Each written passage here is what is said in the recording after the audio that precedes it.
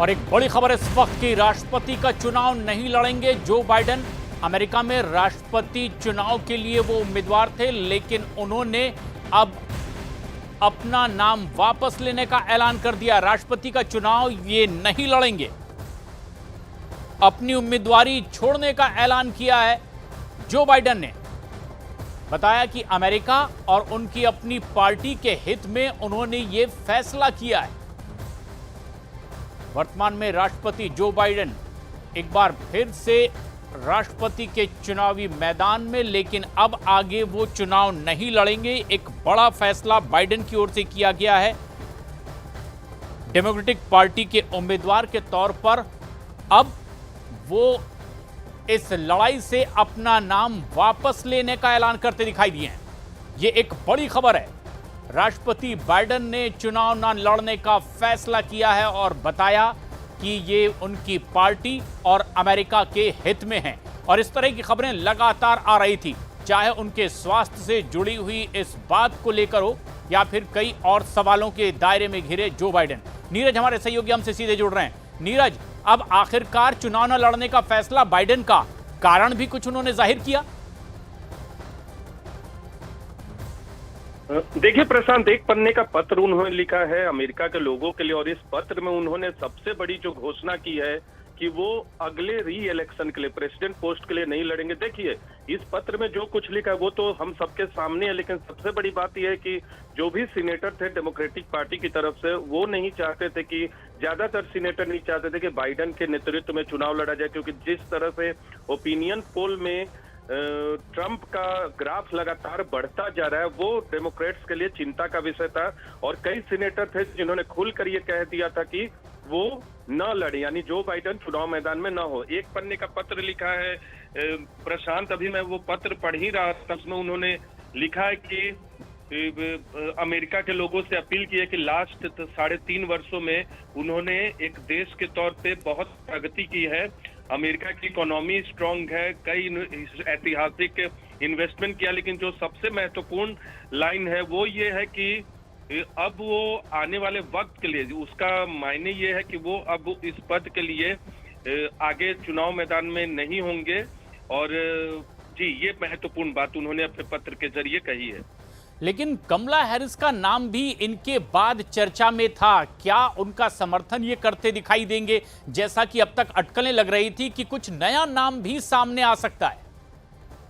बिल्कुल नया नाम अब सामने आएगा। उन्होंने पत्र में यह भी लिखा है प्रशांत, जब आपसे बात हो रही थी तो मैं उस पत्र को एक बार पढ़ भी रहा था, उसमें यह भी लिखा है कि वो चाहते थे कि री इलेक्शन के लिए मौजूद रहे राष्ट्रपति पद के लिए, लेकिन पार्टी के लोगों की भावनाओं को देखते हुए उन्होंने री इलेक्शन में न जाने का फैसला किया है। और बाकी जो बचा हुआ वक्त है उस समय वो प्रेसिडेंट रहेंगे। आने वाले वक्त में वो कुछ और घोषणा करेंगे अगले सप्ताह, इस बात का भी जिक्र किया है। लेकिन सबसे बड़ी बात यह है कि अमेरिका में जो ये उम्मीद जताई जा रही थी कि जो बाइडेन और ट्रंप का मुकाबला होगा, वो अब मुकाबला नहीं होगा। और अगले महीने एक और जो आमने सामने की डिबेट होती है दोनों नेताओं के बीच प्रस्तावित थी, लेकिन अब डेमोक्रेटिक पार्टी से नए उम्मीदवार का चयन किया जाएगा। वो भी एक चुनौती डेमोक्रेट्स के लिए होगी, लेकिन देखना होगा कौन सा नाम सामने आता है। कई नाम आ सकते हैं, कुछ नाम जो संभावित तौर पे मिशेल ओबामा का भी नाम सामने आ रहा था, और कुछ नाम आ सकते हैं डेमोक्रेटिक पार्टी की तरफ से। तो देखना होगा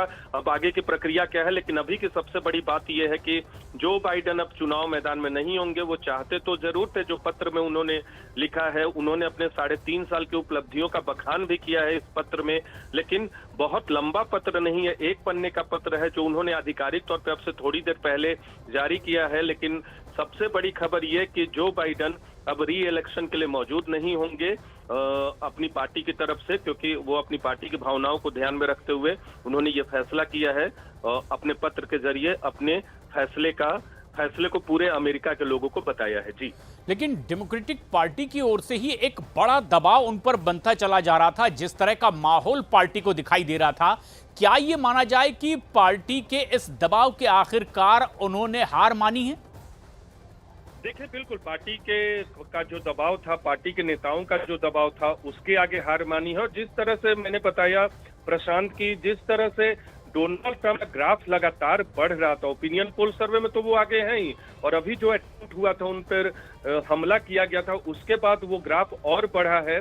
और ट्रंप के मुकाबले बाइडेन की जो दौड़ थी वो बिल्कुल कमजोर दिख रही थी। तो ऐसे में डेमोक्रेटिक पार्टी की तरफ से लगातार कोई ऐसा बहुत कम लोग थे कि जो ये चाहते थे कि बाइडेन के नेतृत्व में चुनाव मैदान में उतरा जाए। बहुत कम, न के बराबर ऐसे लोगों की संख्या थी। पार्टी के अंदर से, पार्टी के नेताओं की तरफ से दबाव बढ़ रहा था। लेकिन अब ये तय हो गया है कि बाइडेन ने अपनी घोषणा कर दी है कि वो री इलेक्शन सीक, यानी री इलेक्शन के लिए नहीं जाएंगे राष्ट्रपति पद के लिए। हालांकि वो ऐसा चाहते थे, लेकिन डेमोक्रेटिक पार्टी की भावनाओं का ध्यान में रखते हुए उन्होंने पहले ये फैसला किया है और पार्टी हित में ये फैसला किया है कि वो अगली बार री इलेक्शन के लिए मौजूद नहीं रहेंगे और बाकी समय के लिए वो राष्ट्रपति पद की भूमिका निभाएंगे। और इसकी प्रबल संभावना थी। पिछले कुछ वक्त से लगातार इसी तरह का माहौल भी था, लेकिन इस लम्हे का इंतजार था। ट्रंप को क्या इससे एक फायदा होगा या फिर बाइडेन से भी बड़ा उम्मीदवार उनके सामने आ सकता है? किस तरह का सियासी समीकरण अब इनकी उम्मीदवारी वापस लेने के बाद दिखता है?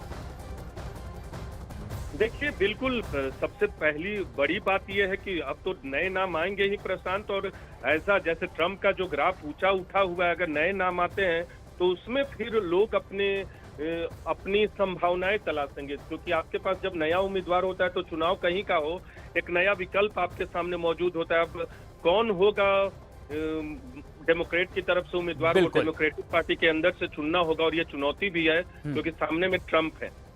और ये एक बड़ी खबर है, बड़ी अंतरराष्ट्रीय खबर है।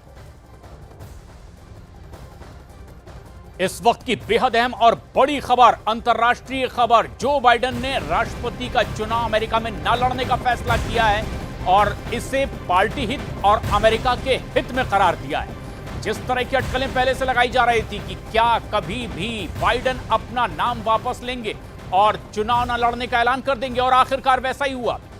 बाइडेन ने अमेरिका और पार्टी के हित में फैसला लेने की बात कही। एक पेज का पत्र उन्होंने लिखा है और उन्होंने कहा कि यह अमेरिका और उनकी पार्टी डेमोक्रेटिक पार्टी के हित में है कि आखिर वो चुनाव ना लड़ें। और ये बड़ी अंतरराष्ट्रीय खबर है। खबर यह भी कि ट्रंप उन पर भारी पड़ते दिखाई दे रहे हैं। नीरज हमारे सहयोगी हमारे साथ बने हुए हैं। नीरज, ट्रंप के ऊपर गोली भी चली थी और ऐसे में क्या एक सिंपैथी वेव उनके साथ जुड़ती चली जा रही थी, और अब बाइडेन को भी यह महसूस होने लगा था कि ये लड़ाई उनकी हारी हुई लड़ाई है। और क्या इसीलिए भी पार्टी के दबाव में उन्होंने एक बड़ा फैसला किया नाम वापसी का? देखिए, उम्र के हिसाब से भी और स्वास्थ्य कारणों से भी ये फैसला है। और